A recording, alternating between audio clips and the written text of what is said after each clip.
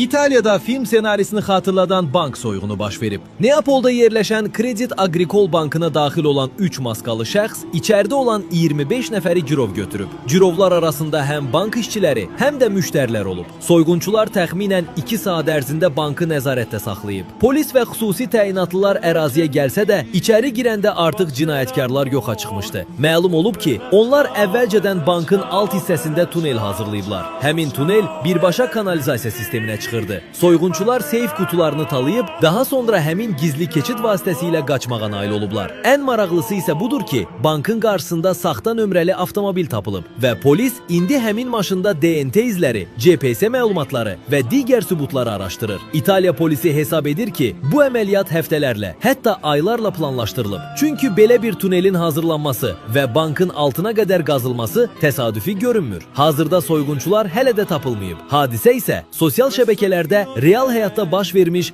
La Casa de Papel adlandırılır.